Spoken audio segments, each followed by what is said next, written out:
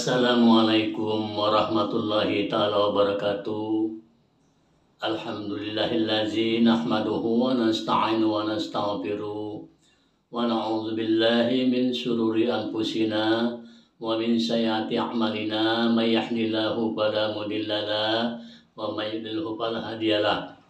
Amma ba'du, berjumpa kembali dengan saya di channel Tuan Guru Haris TV. Bagaimana kabar sahabat-sahabatku sekalian, para khalifah, para mursyidin, dan juga jamaah yang lain? Baiklah, pada kesempatan kali ini saya akan coba menerangkan kesalahan-kesalahan yang terjadi tak kala seseorang mau mengambil talqin baiat tarekat Naqsabandiyah. Nah, kenapa banyak para salik-salik yang putus di tengah jalan tak kala mengamalkan ilmu tarekah ini?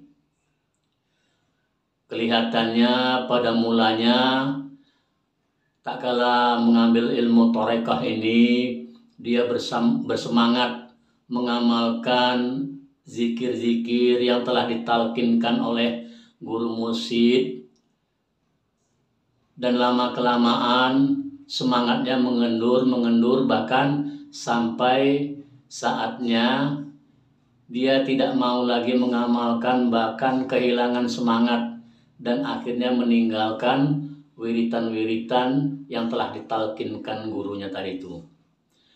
Nah, di sini saya akan coba menjelaskan penyebab-penyebabnya, yaitu pertama, ada sebahagian orang tadi itu, para salik tadi itu, tak kala dia mau masuk ke dalam ilmu tarekat ini, dia sudah salah niat.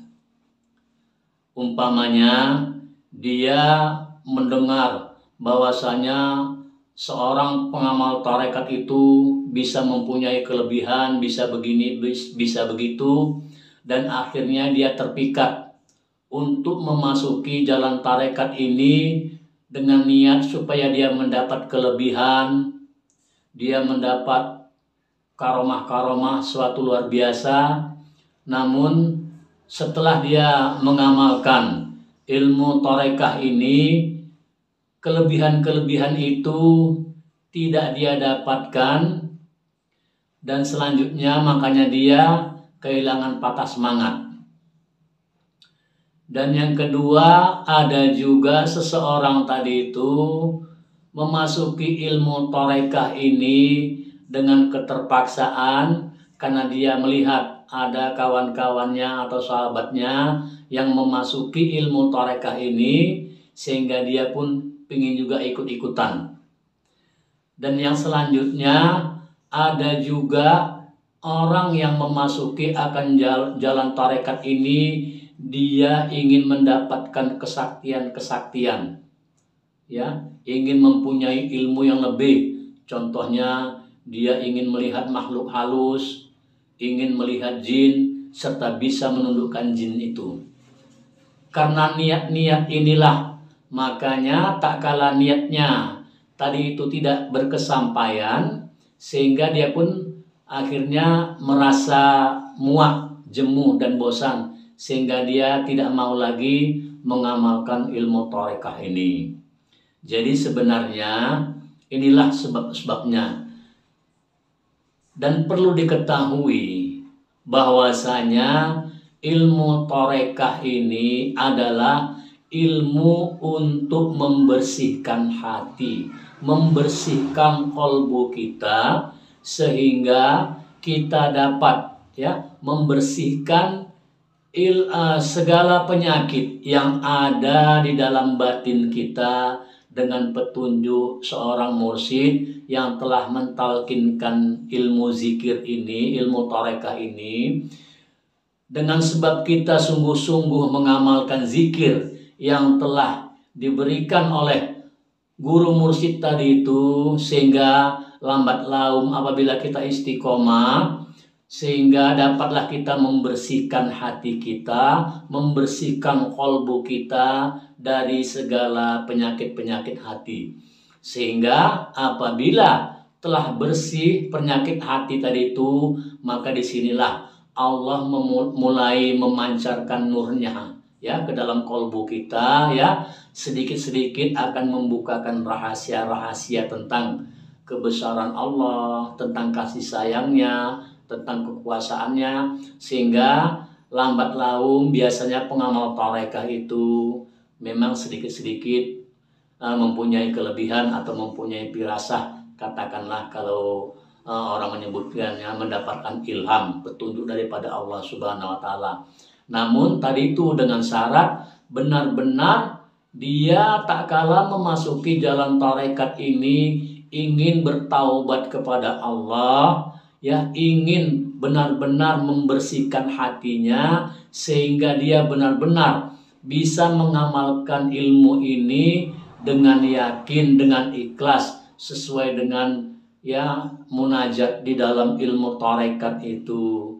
Ilmu tarekat itu ya didasari dengan dasar munajat yang kuat, yaitu ilahi anta maksudi waridhoka matlubi. Ya Allah, engkaulah yang ku maksud dan redha engkau yang aku tuntut. Jadi ilmu tarekat ini adalah mutlak. Memang benar-benar kita ingin berjalan untuk menuju kepada Allah serta mencari ridhonya. Jadi apabila ada seseorang yang salah niat dari awal untuk memasuki ilmu tarekat ini, di sini nanti terjadi ya apabila dia tidak mendapatkan yang dia inginkan, ya, nah disinilah terjadi kejenuhan. Dan ada juga sebagian orang tadi itu dia memasuki akan ilmu tarekat ini yaitu untuk semata-mata mencari keuntungan dunia, ada juga.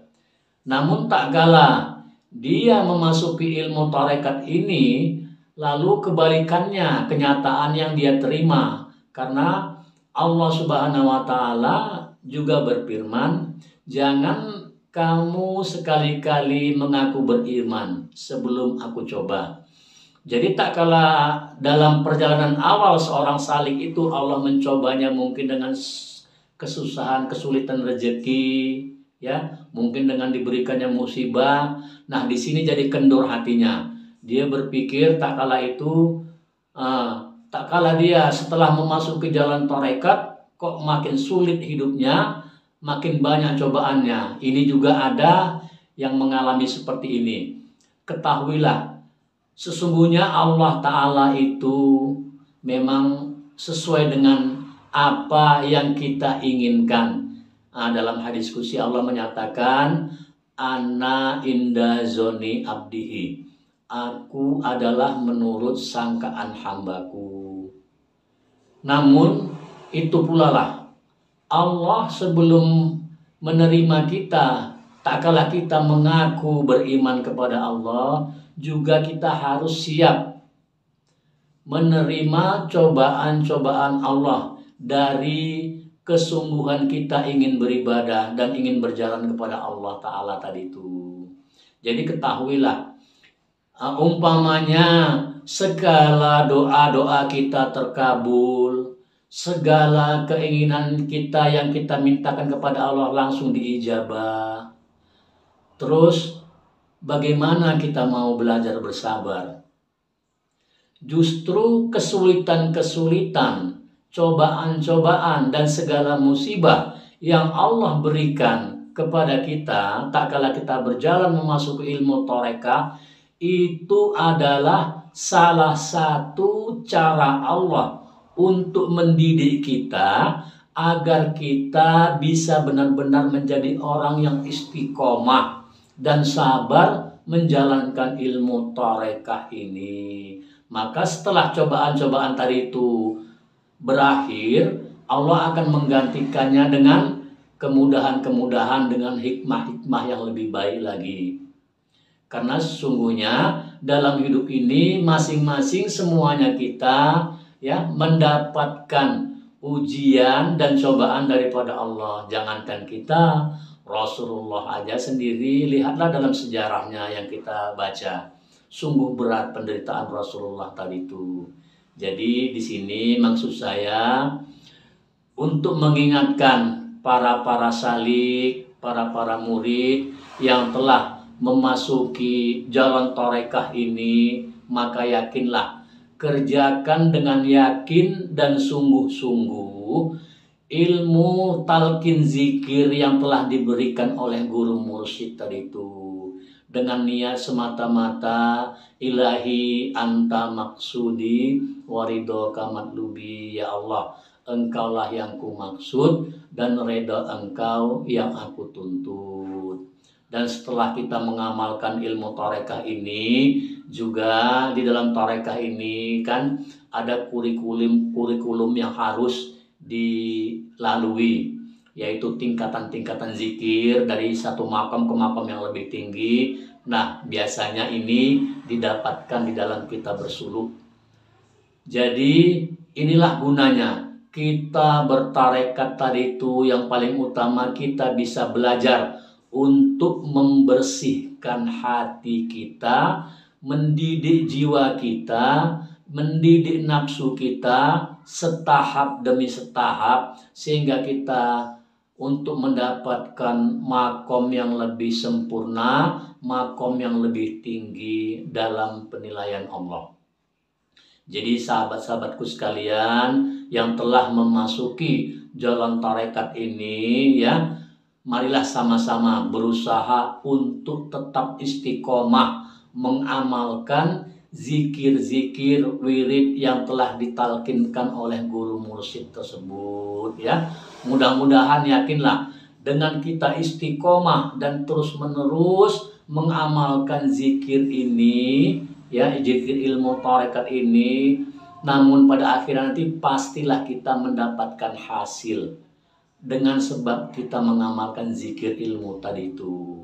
Karena Allah Subhanahu wa Ta'ala berfirman dalam hadis qudsi yang kira-kira maksudnya, barang siapa yang mengamalkan satu bab ilmu yang telah dia ketahui, niscaya nanti aku akan ajarkan satu bab ilmu yang tiada dia ketahui. Nah, inilah namanya ilmu hikmah laduni. Jadi tuan-tuan ya, seorang salik tadi itu tak kalah menerima mengambil talqin zikir dari seorang guru yang mursyid ya, dia mengamalkan zikir yang telah diajarkan tadi itu dengan dia sabar, ikhlas dan istiqomah mengerjakan zikir tadi itu, nanti Allah akan memberikan ya hikmah ilmu laduni, langsung Allah yang mengajarkan tanpa perantara seorang guru tadi itu. Inilah namanya ilmu laduni ataupun ilmu hikmah, itu janji Allah.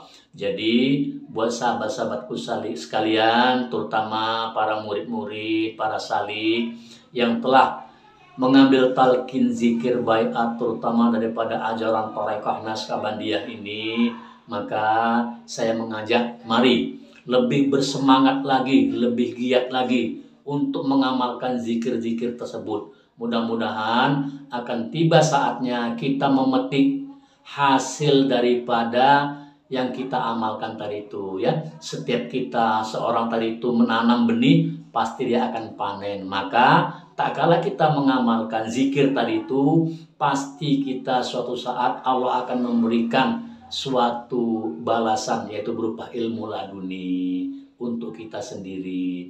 Jadi di sini saya mengajak kembali juga buat tuan-tuan para khalifah-khalifah yang telah mendapat gelar khalifah, cobalah dibimbing yang bawah-bawahannya ya, jemaah-jemaahnya ya, agar lebih semangat lagi untuk mengamalkan ilmu zikir ini. Baiklah sahabat-sahabatku sekalian, para khalifah, para jemaah, para salik, juga buat para mursyidin ya, marilah sama-sama kita mempertahankan ilmu torekah ini, sama-sama kita berjuang berdakwah untuk menyampaikan kebenaran ilmu torekah ini kepada khususnya kepada yang terdekat kepada kita, karena Allah Subhanahu wa taala berfirman, ku ampusakum wa ahlikum naro. Selamatkanlah dirimu dan keluargamu dari api neraka. Maka kita selamatkan dulu diri kita, ya, kita didik diri kita masuk dalam jalan ajaran tarekah. Sudah kita masuk, ajak istri kita, anak-anak kita, keluarga kita, yang lebih melebar lagi pada sahabat-sahabat kita terus menerus. Dan mudah-mudahan dengan kita mengamalkan ilmu tarekah ini, kita mendapatkan keselamatan di dunia dan di akhirat. Baiklah, sekedar demikian tausiah dari saya, ya, buat sahabat-sahabatku sekalian dimanapun berada. Mudah-mudahan Allah senantiasa mencurahkan rahmat dan hidayahnya kepada kita, sehingga kita dapat istiqomah di jalan tarekah ini. Amin ya rabbal alamin. Wabillahi taufiq wal hidayah. Assalamualaikum warahmatullahi taala wabarakatuh.